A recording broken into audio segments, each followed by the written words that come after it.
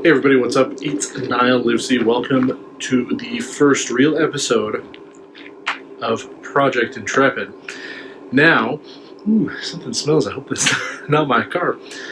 It's time to clean it. There's a lot to be done mechanically with it that I will tackle. Things like the brakes. Still not sure what's going on. Maybe it's a brake bleed thing that I need to do.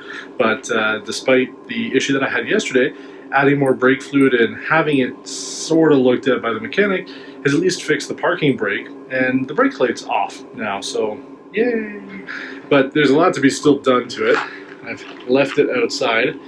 As you can see here, it looks very sad, which is what I'm going to be tackling today. So I already fixed one thing inside.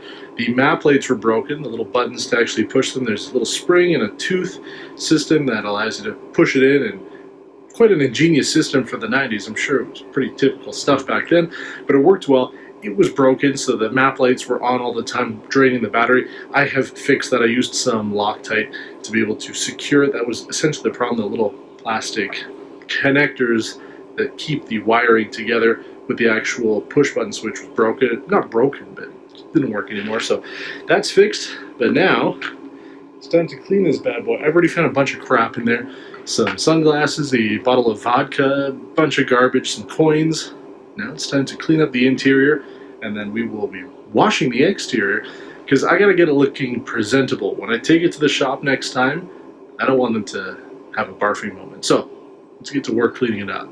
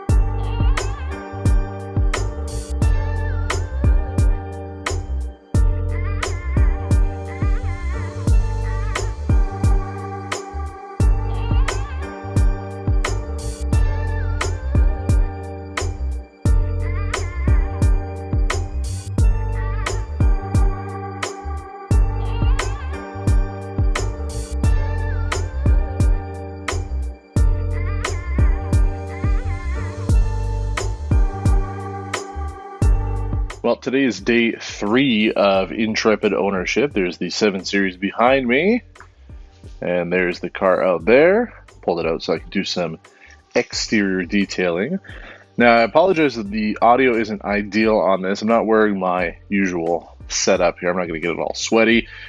Decided this time to see if the AirPods work a little bit better, but I did record that other stuff just on the built-in mic, so I apologize for that. So today, we're going to be doing a little bit more work over here.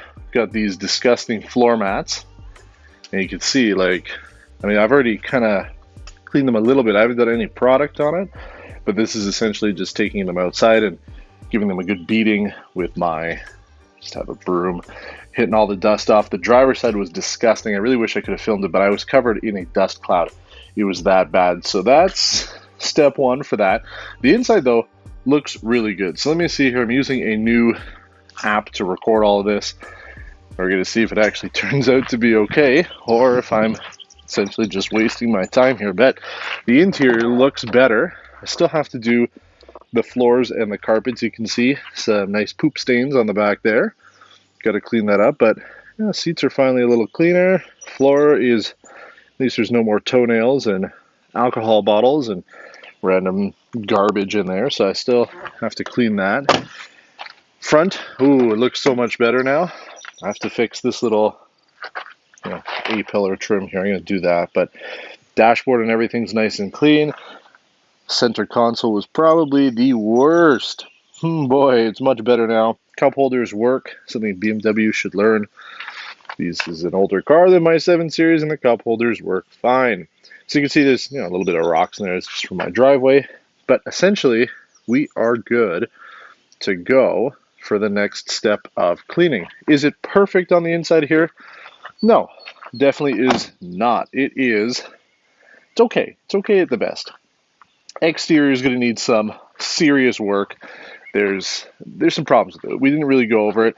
You can see here the bumper is cracked. That's not great. It's a little bit of rust here, just the bottom of the C-pillar. It's not awful, but yeah, I mean, it's fixable, right? If I really, really wanted to, if I got the car mechanically working, then I mean, I should be able to do it. There's some other small issues too. The rear center here, the Intrepid logo, this side is not flush at all, so I got to figure out what's going on there. Plus, there's also no badging. There's no badge. They're supposed to say Chrysler there, ES on the other side there. That is missing. The antenna is technically not OEM. It's supposed to be a power antenna. This one is fixed. Apparently, these rims are off a later second generation Intrepid.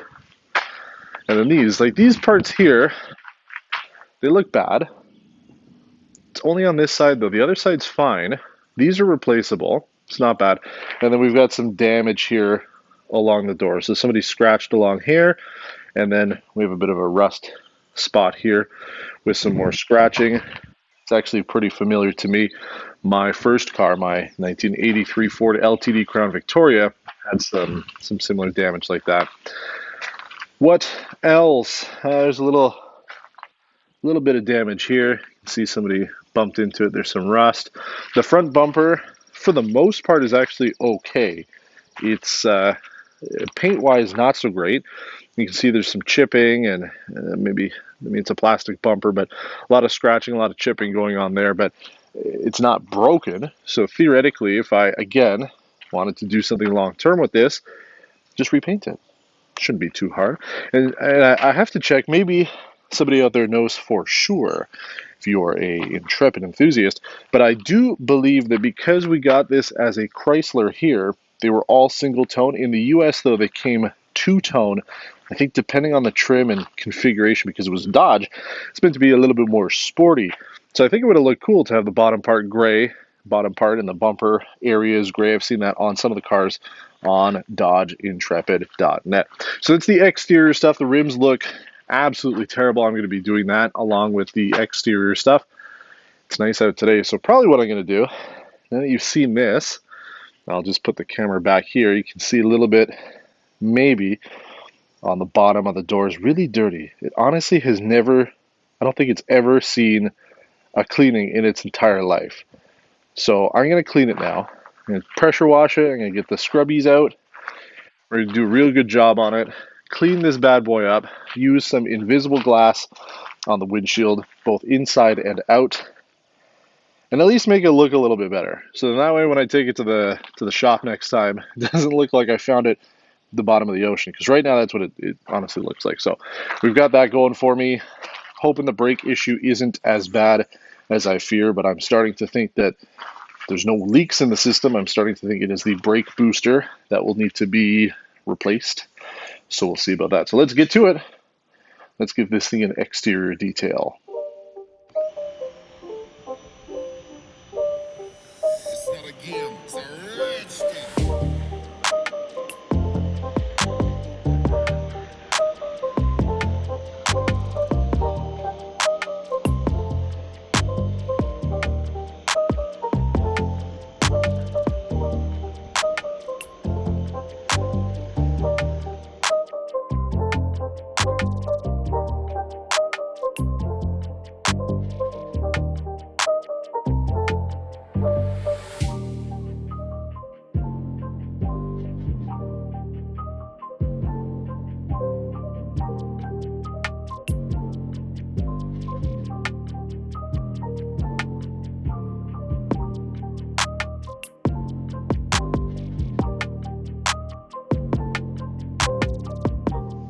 Well, I have cleaned the exterior of the car, did what I usually do, which is spray it off, use some Simonized foaming on it. You can see a little bit of the video there just before this to see how I did it, but I got everything cleaned up. Let's switch it over as I roll around and use this.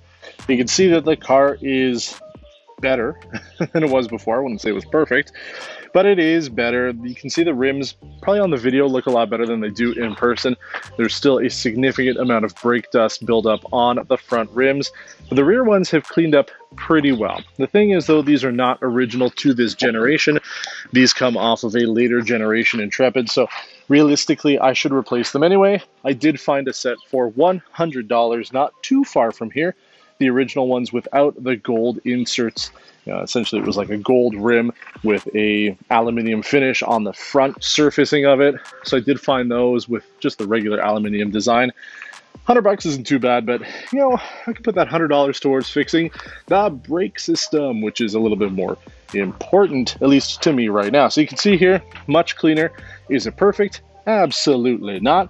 But I feel a lot better if I take this to a garage to have the brakes and steering components looked at, that they won't worry, where did I find this car? Did it come from a junkyard? Because now at least it looks better. Now I do have a kit to be able to clean with a clay bar. That's going to be something I'm going to probably do down the road. I could do it now, but honestly, if there's really some problems with this car and it just doesn't seem feasible to work on it and keep it, then I don't want to waste the clay bar on this car. So we'll see how it goes. But honestly, I still have good feeling about it. 110,000 kilometers on it. It's really not bad at all. It's low mileage considering. It's just rough. And for the most part, it can be fixed up. I mean, anything can be fixed, obviously, with the money. So there you have it. That is essentially what we did today and yesterday. I still have to do some of the carpeting. I need to spray it off, so we're going to be doing that. That won't be part of this video, but just to kind of give you an idea of where we're at here with the Intrepid. It's a Dodge. I know I'm going to decide probably by the end of the month if I'm going to keep it as a Chrysler, since there is no badging on the back, or if I'm going to maybe give it the proper badge it deserves, which is a Dodge. But whatever.